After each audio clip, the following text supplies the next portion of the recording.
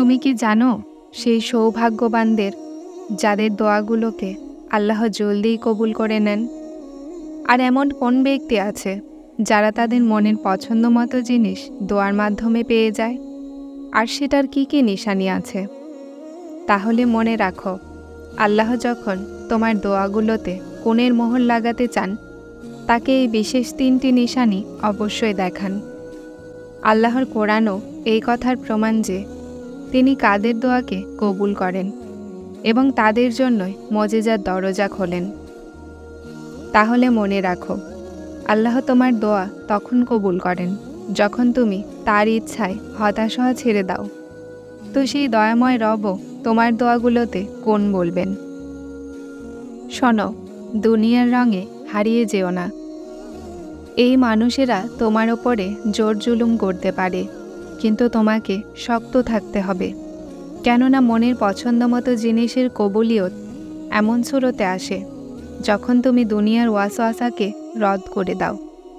তখন আল্লাহ তাআলা নিজেই তোমার জন্য রাস্তা সহজ করে দেন, আর তারপর যা তোমার ছিল সেটা তোমার কাছে পৌঁছে দেওয়া হয়। আর শোনো, যখন তুমি এই দুনিয়াকে বেশি প্রাধান্য দিতে থাকো আর আস্তে আস্তে আল্লাহর স্মরণ থেকে মুখ ফিরিয়ে নাও, তখন তোমার ওপরে কিছু পরীক্ষা আসতে শুরু করে, আর তোমার থেকে তোমার পছন্দের কিছু জিনিস দূরে সরিয়ে দেওয়া হয়। কিন্তু এই দূরত্ব সারা জীবনের জন্য নয়। আর যখন এই দুঃখ পরীক্ষা মানুষকে চিন্তিত করে দেয়, তো সে খালি হাত পেতে তার দরজায় আসে আর কেঁদে কেঁদে তার কাছে তার রহমতের প্রশ্ন করে। নিজের না বলা সমস্ত কথা তাকে বলে। শোনো, এটা তোমার দোয়া কবুলের সবচেয়ে বড় নিশানি। যখন তোমার ওপর সেই আল্লাহ খুশি হয়ে যায় যে আমার বান্দা এই পরীক্ষায় আমাকে স্মরণ করেছে আর আমার ক্ষমতার ওপরে দৃঢ় বিশ্বাস রেখেছে। শোনো, উনি তোমাকে অফুরন্ত ভালোবাসেন, আর তার ভালোবাসা এটাকে সমর্থন করে না যে তার বান্দা কষ্টে নিমজ্জিত থাকুক আর তিনি তার কষ্টকে স্বস্তিতে বদলে না দেন। আর শোনো, যখন তুমি ভেঙে খণ্ড বিখণ্ড হয়ে যাও, মনকে কোনো সান্ত্বনা দেওয়ার থাকে না, আর অশান্তি তোমার প্রাণ কেড়ে নেওয়ার অবস্থায় হয়, যেমন শান্তি আর স্বস্তি তোমার রাস্তায় ভুলে গেছে। আর যখন তুমি সবার উপস্থিতি থাকা সত্ত্বেও একাকিত্ব অনুভব করো, তাহলে জেনে নাও সেই সত্তা তখনও তোমার সাথে থাকে আর তোমার জন্য সহজ রাস্তা আর শান্তির তদবির করেন। কেননা তিনি কোরআনে বর্ণনা করেছেন যে তুমি যেখানেই থাকো আমি তোমাদের সাথেই আছি। আর এর চেয়ে বেশি তার ওয়াদা আছে যে আমি আমার বান্দাকে তার সাধ্যের বেশি বোঝা চাপাই না। তাহলে কিভাবে সম্ভব যে তুমি কষ্টে আছো আর তিনি স্বস্তির ব্যবস্থা না করেন? তুমি কষ্টে পতিত আর তিনি সেই কষ্টের প্রতিষেধক না দেন? মনে রাখো, উনিই রব, যিনি তোমার হতাশ হয়ে যাওয়াতে খুশির খবর বাতাসের মাধ্যমে দেনেওয়ালা। এজন্য যে তোমাকে তার রহমতের মজেজা দেখাবেন এবং তোমার অনুর্বর এই মনকে পুনরায় তার ভালোবাসার মাধ্যমে উর্বর করবেন। তুমি কি শোনোনি? আল্লাহই বাতাস থেকে মেঘের সৃষ্টি করেন এবং মেঘকে বাতাসের মাধ্যমে প্রবাহিত করে বৃষ্টি বর্ষণ করেন। এভাবেই তিনি তার বান্দাদের মধ্যে যার কাছে চান বৃষ্টি বর্ষণ করেন। তখন সে খুশিতে আত্মহারা হয়, যখন কেবলমাত্র পূর্বে সে ছিল আশাহত।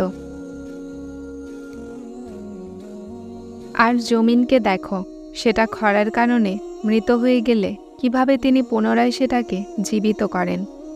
এভাবেই তিনি তোমার মৃত অন্তর এবং অসম্পূর্ণ দোয়াকেও জলদি কবুল করবেন। কিন্তু শর্ত এটাই যে তোমাকে দৃঢ় বিশ্বাস ও সেই সত্তার ওপরে করতে হবে, কেননা আল্লাহ বেটার এবং বেস্টের পার্থক্যকে ভালো করে জানেন। তোমার রবের কোরআন তোমাকে নিজেই ইশারা দিচ্ছে যে কারো অনিষ্টকারী আর উপকারীর দুটো অবস্থায় আল্লাহ ভালোভাবে জানেন। যদি আজ তুমি দোয়া করতে করতে ক্লান্ত হয়ে গেছো আর চাচ্ছ যে তোমার দোয়া জলদি কবুল হোক, তাহলে শোনো, সেই আল্লাহ তোমার সমস্ত দোয়াই কবুল করবেন যখনই তুমি তার কাছে দোয়া করবে। তো আল্লাহকে তার খুব সুন্দর নাম ধরে ডাকতে থাকো। আল্লাহর নামের মাধ্যমে শুধু দোয়া নয়, বরং তার বিশেষ রহমতও নাজিল হয়। শোনো, যে পরীক্ষা আজ তোমার ওপরে এসেছে না, আল্লাহ তোমাকে এটার এমন পুরস্কার দিবেন যা তোমার ধারণায়ও নেই। এটা শুধু সান্ত্বনা নয়, বরং তোমার কাছে আল্লাহর ওয়াদা। শোনো, আজ যদি তুমি যেই চিন্তা, কষ্ট, দুঃখের শিকার হয়েছ না, এই সব কিছুকে পুরোপুরি আল্লাহর হাতে ছেড়ে দিয়ে নিশ্চিন্ত হয়ে যাও। কেননা তোমার এক এক দোয়া সেই রবের কাছে আমানত, আর সবচেয়ে উত্তম আমানতদার হলো সেই আল্লাহ। তোমার এই দোয়াগুলো আকাশের সেই দরজাগুলোতে কড়া নেড়েছে না, যেখানে থেকে রহমতের ঠান্ডা বাতাস বর্ষণ হচ্ছে। শুধু তুমি সবরের সাথে আল্লাহর কাছে দোয়া করতে থাকো, আর মন থেকে এই সন্দেহকে বের করে দাও যে আমার চাওয়া জিনিস কি আমি পাবো কি না।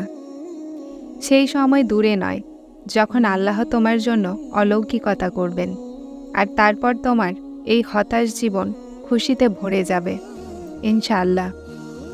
যারা ভিডিওটি দেখছেন তারা সাবস্ক্রাইব করে হেদায়েতের সাথে থাকুন। আসসালামু আলাইকুম।